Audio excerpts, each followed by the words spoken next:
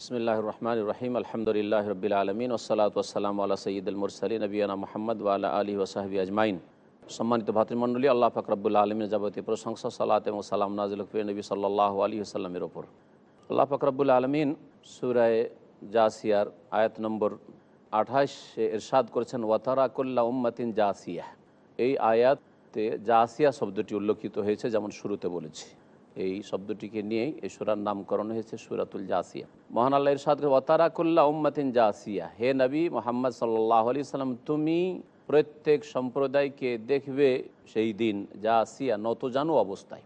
আল্লাহ পাকের সামনে কিয়ামতে বিচার দিবসে হাজির হবে নতজানু অবস্থায়। আয়াতের বাহ্যিক অবস্থা প্রমাণ করে এটা প্রত্যেকের অবস্থা হবে। হিসাবের আগে প্রত্যেকে আল্লাহর ভয়ে ভীতু থাকবে, মুমিনও আর কাফেরও, বিশ্বাসী ও অবিশ্বাসী, সৎ কর্মশীল আর অসৎ, সকলেই। কারণ এখানে বলা হয়নি যে শুধু কাফের, মুশরিক বা পাপিষ্টরাই এই অবস্থায় উঠবে। আল্লাহর সামনে সবাই ভয়ে ভীত এবং নতজানু অবস্থায় হাঁটুতে ভর দিয়ে বসে থাকবে ভয়ে। ওয়া তারা কুল্লা উম্মাতিন জাসিয়া, আর তারপরে যখন হিসাব হয়ে যাবে, কর্মলিপি আমলনামা হাতে চলে আসবে আর জান্নাতীরা জান্নাতের সুসংবাদ পেয়ে যাবে, তখন তাদের মনে আস্থা ফিরে আসবে। আল্লাহ পাক ইরশাদ করছেন যে প্রত্যেক জাতিকে, প্রত্যেক সম্প্রদায়কে, হে নবী তুমি দেখবে নতজানু অবস্থায় সেই দিন, কিয়ামতের দিনে। কুল্লু উম্মাতিন তুদা ইলা কিতাবিহা, প্রত্যেক সম্প্রদায়কে তাদের আমলনামার দিকে আহ্বান করা হবে।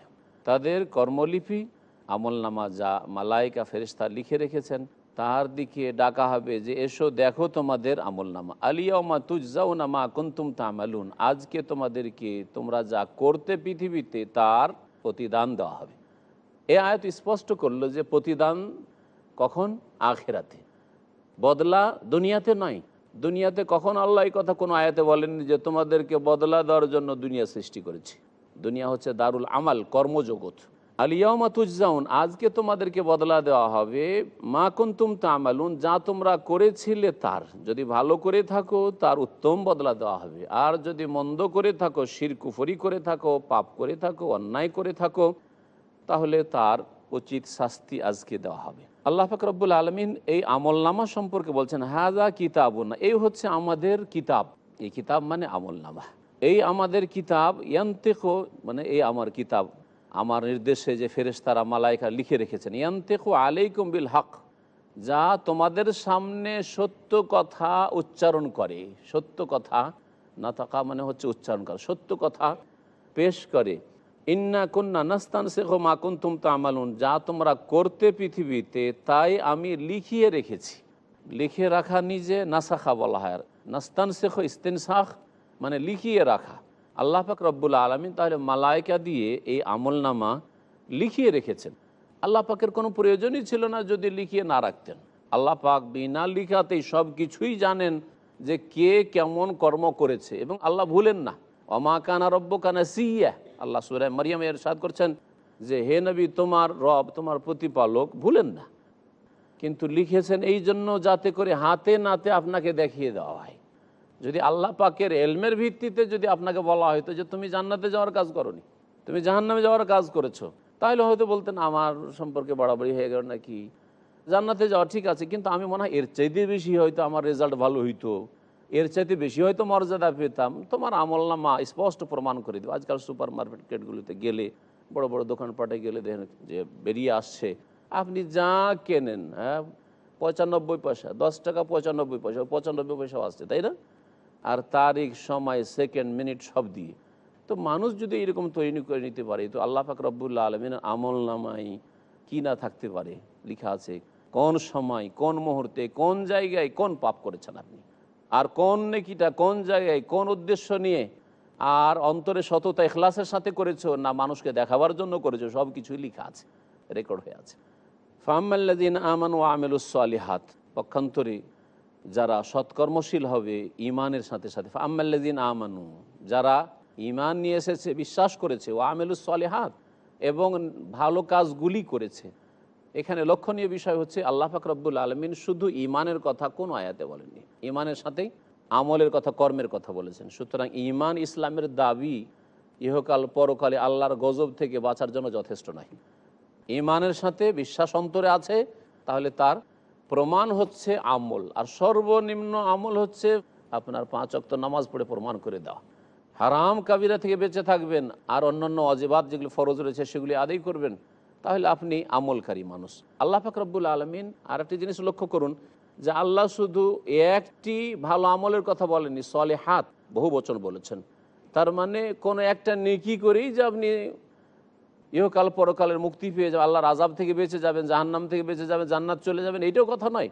ও আমিলুস সলিহাত, ঈমান নিয়ে আসার পরে, বিশ্বাস করার পরে যারা ভালো কাজগুলি করেছে, আল্লাহ পাক যেগুলিকে ভালো বলেছেন সেগুলি ভালো কাজ, আপনার খেয়াল খুশি নয়। আল্লাহ পাক যেগুলিকে মন্দ বলেছেন সেগুলি মন্দ কাজ। আল্লাহ পাকে রসুল সাল্লাল্লাহু আলাইহি ওয়াসাল্লাম যা দিয়ে যাননি, সাহাবাই কেরামদেরকে যেই দিন ইসলামের ওপর রেখে গেছেন, সেগুলি হচ্ছে ভালো কাজ। আল্লাহ পাক নেক আমলের কথা বলেছেন ঈমানের সাথে। আল্লাহ বলছেন যে যারা বিশ্বাসী হবে এবং সৎকর্মশীল হবে, ভালো কাজগুলি করবে, ফায়ুদখিলুহুম রাব্বুহুম ফি রাহমাতিহি, তাদের প্রতিপালক তাদেরকে তার রহমতে তাদেরকে প্রবিষ্ট করবেন, রহমতে আল্লাহ পাক দাখিল করবেন, তারা রহমতের অন্তর্ভুক্ত হবে, আল্লাহ পাকের রহমত পাওয়ার যোগ্য হবে। আল্লাহ পাকের রহমত ছাড়া কেউ জান্নাত পেতে পারে না, কিন্তু আল্লাহ পাকের রহমতের আওতাভুক্ত হওয়ার জন্য যোগ্যতা লাগে, তা হচ্ছে ঈমান এবং নেক আমল। নিজের আমল কর্ম দিয়ে কেউ জান্নাত পেয়ে যাবে এটা পাবে না। নবী করিম সাল্লাল্লাহু আলাইহি সাল্লামের স্পষ্ট হাদিস রয়েছে যে এমন কোনো মানুষ নেই যে নিজের আমল দিয়ে জান্নাতে যাবে। তখন সাহাবীরা জিজ্ঞাসা করেন, ওয়ালা আনতা ইয়া রাসূলুল্লাহ, আপনি আপনার আমল দিয়ে জান্নাত যেতে পারবেন না? আপনি রাসূলুল্লাহ, আপনি সাইয়্যিদুল মুরসালিন, আপনি খাতামুন নবীন। তখন নবী করিম সাল্লাল্লাহু আলাইহি ওয়াসাল্লাম বলেছেন, ওয়ালা আনা, এমনকি আমিও এই দাবি করতে পারি না যে আমার ঈমান আমল দিয়ে আমি জান্নাতে চলে যাব, ইল্লা আইয়াতাগাম্মাদানি আল্লাহু বিরহমাতিম মিনহু ওয়া ফাদলিহি, তবে আল্লাহ পাক রব্বুল আলামিন যদি তার রহমত দিয়ে আর অনুগ্রহ দিয়ে আমাকে ঢেকে নেন, তাহলে আমি জান্নাতে যেতে পারি। এই জন্য কখনো এই আত্ম অহংকারে থাকবেন না যে আমি তো খুব ভালো মানুষ, আমি তো ফরজ ওয়াজিব আদায় করি, সুন্নাত মুস্তাহাব করি, তাহাজ্জুদ পড়ি, হারাম কাজ করি না, গুনাহ করি না, আমি জান্নাত পাবো না তো পাবে কি? এটাই হয়তো আপনার ধ্বংসের কারণ হবে। তবে ঈমান এবং নেক আমল ছাড়া আল্লাহর রহমত পাওয়া যাবে না। কেউ দাবি করবে বেনামাজি, বেদিন, পাপিষ্ঠ, আর বলবে যে আল্লাহর রহমত হলে আমিও জান্নাত পাবো, শুধু আপনি পাবেন, হ্যাঁ নামাজ পড়ছেন মানুষ, আপনি পাবেন, আমিও আল্লাহর রহমত হলে জান্নাত পাবো না। আল্লাহর রহমত পাওয়ার জন্য ঈমান আমল লাগবে। যালিকা হুয়াল ফাউজুল মুবিন, এটাই হচ্ছে সুস্পষ্ট সফলতা।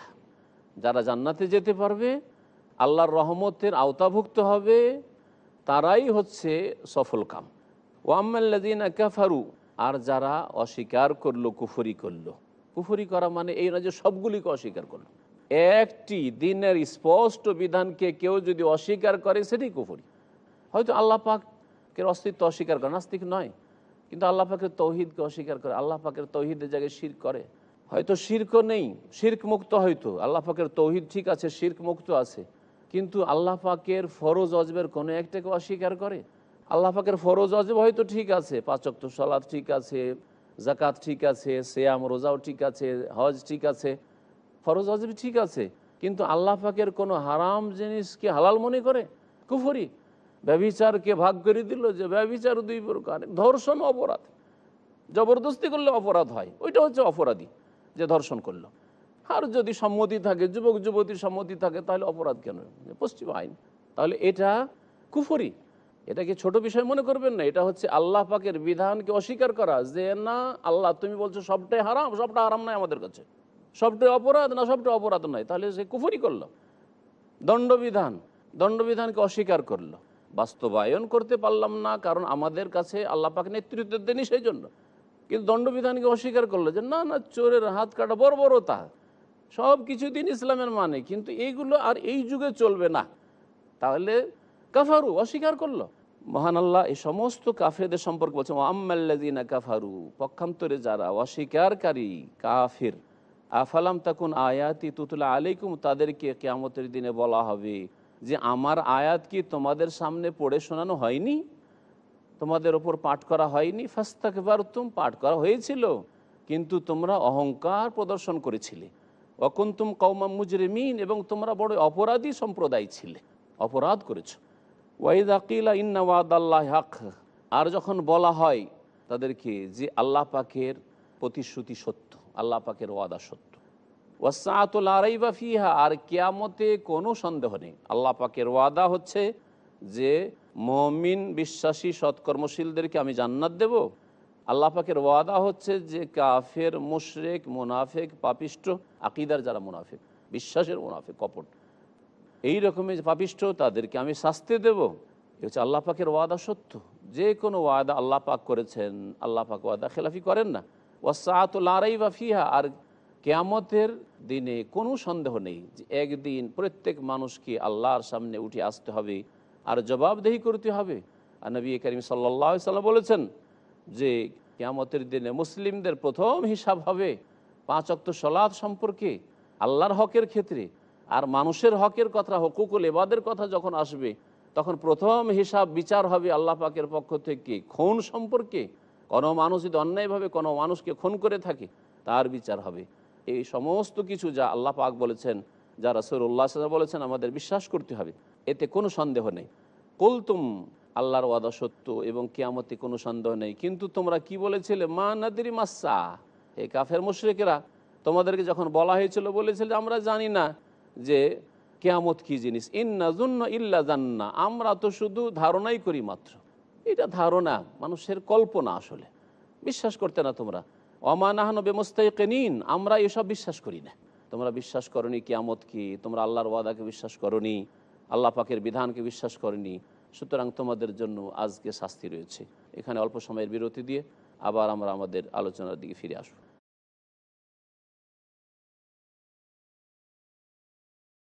সম্মানিত ভাতৃমণ্ডলী, ফিরে আসি আমাদের আলোচনার দিকে। আবার আমরা তাফসির করেছিলাম সূরাতুল জাসিয়ার। সূরাতুল জাসিয়ার আয়াত নম্বর 33 থেকে তাফসির শুরু করব। মহান আল্লাহ ইরশাদ করেছেন, ওয়াবাদা লাহুম সাইয়্যাতু মা আমিলু হাকা বিহি মা কানু বিহি ইস্তাহজিউন।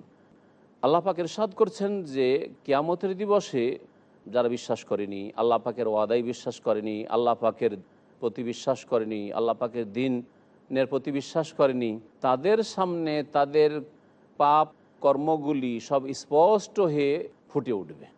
ওয়াবাদা লাহুম সাইয়্যাতু মা আমিলু, যা তারা কর্ম করেছিল, অর্থাৎ পাপ কর্ম করেছিল, সেসব কর্ম তাদের সামনে প্রকাশ পেয়ে যাবে। ওয়াবাদা লাহুম সাইয়্যাতু মা আমিলু, প্রকাশ পেয়ে যাবে তাদের সামনে সাইয়্যাতু মা আমিলু, যেসব মন্দ কাজ তারা করেছিল সেগুলি। কোনো মন্দ কাজ, কথা, অন্যায় কাজ, কথা যা পৃথিবীতে করেছে তা লুকিয়ে রাখতে পারবে না, গোপন করতে পারবে না। ওয়া হাকা বিহি মা কানু বিহি ইস্তাহজিউন, আর যা নিয়ে তারা ঠাট্টা বিদ্রুপ করত তার অনিষ্ট তাদেরকে ঘিরে ফেলবে। মহান আল্লাহ তারপর ইরশাদ করছেন, ওয়াকিল আল ইয়াউমা নানসাকুম কামা নাসিতুম লিকা ইয়াউমিকুম হাযা ওয়া মাওয়াকুমুন নার ওয়া মা লাকুম মিন নাসিরিন। আর সেই দিন কাফের মুশরিককে, গুনাহগারদেরকে, পাপিষ্ঠদেরকে বলা হবে, আল ইয়াউমা নানসাকুম, আজকে তোমাদেরকে আমি ভুলে গিয়েছি, কামা নাসিতুম লিকা ইয়াউমিকুম হাযা, যেমন তোমরা এই দিনের সাক্ষাৎকে ভুলে গেছি।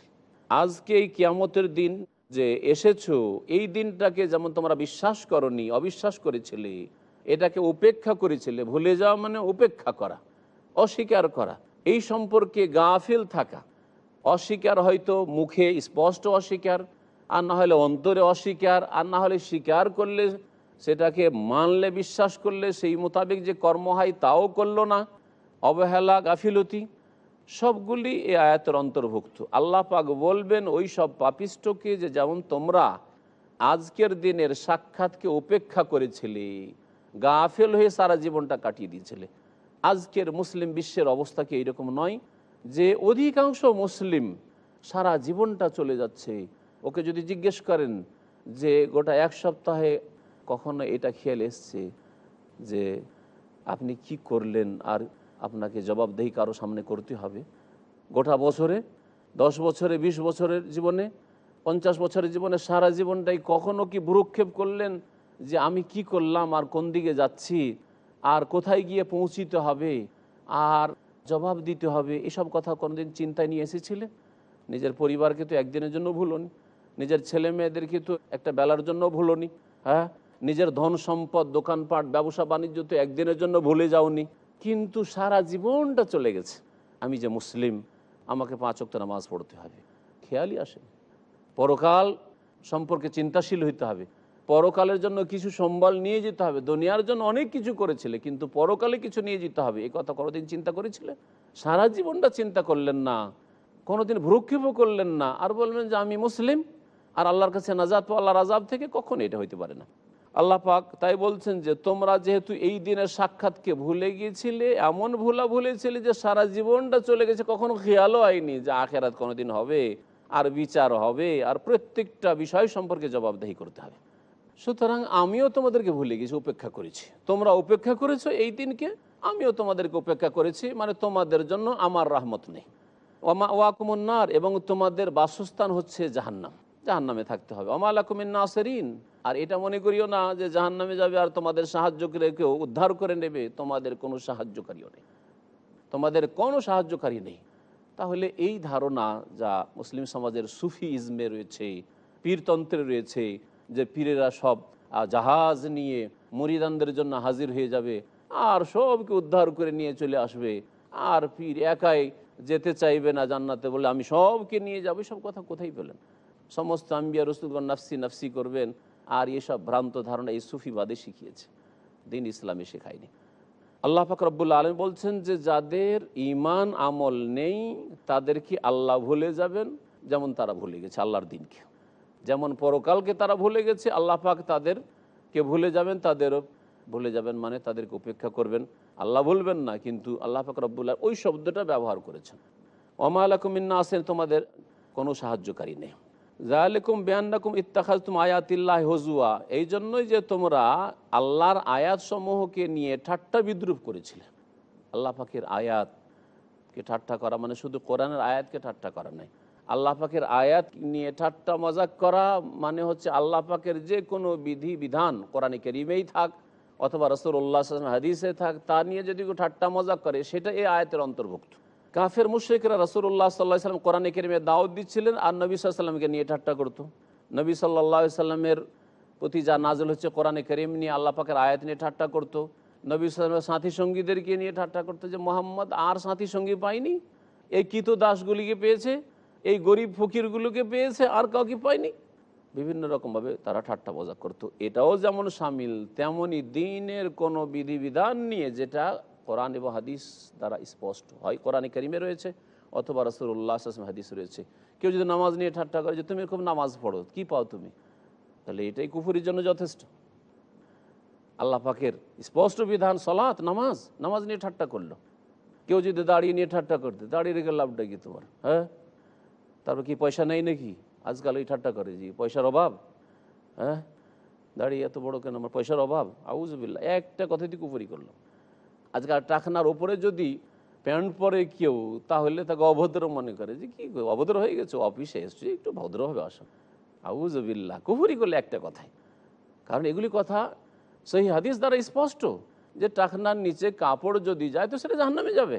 আর একজন মানুষ জন্মসূত্রে ইসলাম পেয়েও যদি ঠাট্টা মজাক করে এই ইসলামিক কাপড় নিয়ে অথবা ইসলামিক রূপ চেহারা দাড়ি নিয়ে অথবা দিনে ইসলামের যে কোনো বিধি বিধান নিয়ে, যেমন রোজা সম্পর্কে অনেক মূর্খ লোকেরা বলে আর রোজা রাখে না, আর যদি বলে রোজা রাখনি, বলছে আমার বাড়ি থেকে খেতে নেই যে রোজা রাখবো। আউযুবিল্লাহ, একটা কুফরি, একটা কথাই যথেষ্ট ইসলাম থেকে চলে যাওয়ার জন্য। আল্লাহ পাক এরশাদ করছেন যে তোমরা আল্লাহ পাকের আয়াত সমূহকে ঠাট্টা তামাশা বানিয়েছিলে, ওয়াগাররাতকুমুল হায়াতুদ দুনিয়া, আর পার্থিব জগৎ তোমাদেরকে প্রতারিত করেছিল, ধোকায় ফেলে দিয়েছিল। দুনিয়ার ভোগবিলাস, দুনিয়ার সামগ্রী, দুনিয়ার নেতৃত্ব, দুনিয়ার ধন সম্পদ, দুনিয়ার মান সম্মান, আমি একেবারে ভদ্র হয়ে আর একবারে স্মার্ট হয়ে আমার অফিসে যাব, সুতরাং টাকার নিচে আমার প্যান্ট হইতে হবে, এইসব ধারণা মানুষকে পাপে লিপ্ত করে। দাঁড়িয়ে থাকলে যেন মনে হয় অশিক্ষিত হয়ে যায়, দাঁড়িয়ে থাকলে মনে হয় স্মার্ট হওয়া যায় না, এই বিভিন্ন রকমের। দিন ইসলাম পূর্ণাঙ্গ জীবন বিধান, আল্লাহ পাক রব্বুল আলমিনের প্রতি ঈমান, আকিদা থেকে শুরু করে ইবাদত, বন্দেগী, আখলাক, চরিত্র, ইসলামিক ফেস সব কিছু তাতে শামিল। সুতরাং এমনটা না হয় যে আপনি দুনিয়া পেয়ে প্রতারিত হয়ে গেছেন, দুনিয়া নিয়ে মেতে উঠেছেন আর আখিরাতকে ভুলে গেছেন। বিশেষ করে যদি ফরজ ওয়াজিবকে ভুলে যান, বিশেষ করে যদি আপনার দ্বারা দুনিয়া নিয়ে মেতে ওঠার কারণে হারাম নাজায়েজ কাজ কথা হয়, ওয়াগাররাতকুমুল হায়াতুদ দুনিয়া, পার্থিব জগৎ তোমাদেরকে প্রতারিত করেছিল, ফালিয়াউমা লা ইউখরাজুনা মিনহা ওয়ালা হুম ইউস্তাতাবুন, সুতরাং আজকের দিনে না জাহান্নাম থেকে তাদেরকে বের করা হবে, ওয়ালা হুম ইউস্তাতাবুন, আর না তাদেরকে তওবা করার সুযোগ দেওয়া হবে, তওবা করার সুযোগ দেওয়া হবে। তাদেরকে সংশোধনের সুযোগ দেওয়া হবে। ইস্তাতাবুন, এতাব থেকে, এতাব মানে হচ্ছে ফিরে আসা, আর তওবা মানেও ফিরে আসা। ফিরে আসার কোনো সুযোগ নেই, ফিরে আসার সুযোগ পৃথিবীতে আছে। দুনিয়াতে যতদিন সময় আপনি পেয়েছেন, যতক্ষণ পর্যন্ত আপনার কাছে মওতের পরোয়ানা না এসেছে, ততক্ষণ পর্যন্ত ফিরে আসার, ইউটার্ন করার সুযোগ আছে। ফিরে আসেন, এর নাম হচ্ছে তওবা। এই ইহজগৎ যেহেতু কর্মজগৎ, সুতরাং ফিরে আসার সুযোগ সুবিধা আছে। কিন্তু যখন পরজগতে পাড়ি দিয়ে দিবেন, মওতের সম্মুখীন হয়ে যাবেন, তখন তওবার দরজা বন্ধ হয়ে যাবে, আর ফেরার কোনো সুযোগ নেই। ফিরতে চাইবে কিন্তু আল্লাহ ফেরাবেন না। ফালিল্লাহিল হামদু রাব্বিস সামাওয়াতি ওয়া রাব্বিল আরদি রাব্বিল আলামিন। সুতরাং সমস্ত প্রশংসা আল্লাহর, যিনি আকাশসমূহের প্রতিপালনকারী, জমিনের প্রতিপালনকারী, রব্বিল আলামিন বিশ্বজাহানের প্রতিপালনকারী। আল্লাহ পাকের প্রশংসা আল্লাহ পাক পেশ করছেন মানুষকে শিখাবার জন্য, যে এইভাবে আল্লাহ পাকের প্রশংসা করো। ওয়ালাহুল কিবরিয়াউ ফিস সামাওয়াতি ওয়াল আরদ, আকাশসমূহ এবং জমিনে আল্লাহ পাকেরই বড়ত্ব, শ্রেষ্ঠত্ব। আল্লাহ পাক সবচেয়ে বড়। এই জন্য আমরা তাকবীর, নামাজের প্রত্যেকটি নড়াচড়াই তাকবীর বলে থাকি, আল্লাহু আকবার। আল্লাহ সবচেয়ে বড়, সব দিক থেকে আল্লাহ পাক রব্বুল আলামিন সবচেয়ে বড়। ওয়ালাহুল কিবরিয়া, কিবরিয়া বড়ত্ব, শ্রেষ্ঠত্ব একমাত্র আল্লাহর জন্য। ফিস সামাওয়াতি, আকাশেও আর জমিনও, সব জায়গায়। ওয়াহুয়াল আজিজুল হাকিম, এবং সেই আল্লাহ পাক রব্বুল আলামিন মহাপরাক্রান্ত, তাকে কেউ হারাতে পারে না, তার ক্ষমতার বাইরে কেউ চলে যেতে পারে না, তার থেকে কেউ হাতছাড়া হয়ে যেতে পারে না, ছুটে যেতে পারে না। দুনিয়ার যে কোনো শক্তির ক্ষমতার বাইরে চলে যেতে পারে অপরাধ করে, কিন্তু আল্লাহ পাক রব্বুল আলমিনের অবাধ্য হয়ে আল্লাহ পাকের ক্ষমতার বাইরে চলে যেতে পারে না, আল্লাহ পাকের জ্ঞানের বাইরে যেতে পারে না। এই জন্য আল্লাহ পাক রব্বুল আলমিন আজিজ, আল্লাহ মহাপরাক্রান্ত, আল হাকিম, এবং তিনি প্রজ্ঞাবান। তার প্রত্যেকটি আদেশ নিষেধে হিকমত রয়েছে, শরীয়তের বিধিবিধানের। আল্লাহ পাক রব্বুল আলামিন প্রত্যেকটি সৃষ্টিতে হিকমত রয়েছে, রহস্য রয়েছে, প্রজ্ঞা রয়েছে। আল্লাহ পাক যদি আপনাকে ছেলে মেয়ে দুই রকমই দেন, তাতে হিকমত রয়েছে। আল্লাহ যদি আপনাকে শুধু ছেলে দেন, ছেলে সন্তান দেন, তাহলে তাতেও হিকমত রয়েছে। আল্লাহ যদি আপনাকে শুধু মেয়ে দেন, আপনি অসন্তুষ্ট হবেন না, তাতে হিকমত রয়েছে। আল্লাহ যদি আপনাকে নিঃসন্তান করেন, তাতে হিকমত রয়েছে। এগুলি হচ্ছে আল্লাহ পাকের সৃষ্টিগত বিষয়, ওতেও আল্লাহ পাকের হিকমত রয়েছে। আল্লাহ যদি আপনাকে অভাবী করেন, তাতেও হিকমত রয়েছে, প্রজ্ঞা রয়েছে, এতেই কল্যাণ রয়েছে। আপনি জানেন না, আপনার জন্য কোনো অপ্রীতিকর অবস্থা যদি সৃষ্টি হয়, তাতে আল্লাহ পাকের হিকমত রয়েছে। হয়তো বুঝতে পারছেন না, কিন্তু ওতে হিকমত রয়েছে। আশা আন্তাকরাহু শাইআন, হয়তো একটা জিনিসকে তোমরা খারাপ মনে করছো, অপছন্দনীয় মনে করছো, কিন্তু তাতে তোমাদের জন্য কল্যাণ রয়েছে। ওয়া আশা আনতুহিব্বু শাইআন, আর হতে পারে যে একটা জিনিসকে তোমরা ভালোবাসছো, ওয়া হুয়া শাররুল লাকুম, তাতে তোমাদের জন্য অনিষ্ট রয়েছে। আল্লাহ পাক রব্বুল আলামিন আজিজ, মহাপরাক্রান্ত, আল্লাহ পাক রব্বুল আলামিন হাকিম। সুতরাং আল্লাহ পাকের পক্ষ থেকে সৃষ্টিগত হিসাবে আমাদের ভাগ্যে যা আছে, অথবা শরীয়তের বিধিবিধান যা এসেছে, তাতে সন্তুষ্ট থাকতে হবে, সন্তুষ্ট চিত্তে মেনে নিতে হবে, এবং আল্লাহ পাকের দিনের বাস্তবায়ন করতে হবে। আল্লাহ পাক যেন আমাদেরকে কোরআনে কারীম বুঝার তৌফিক দান করেন, তার মোতাবেক জীবন গড়ার তৌফিক দান করেন। সুবহান রাব্বিকা রাব্বিল ইজ্জাতি আম্মা ইয়াসিফুন ওয়া সালামুন আলাল মুরসালিন ওয়ালহামদুলিল্লাহি রাব্বিল আলামিন।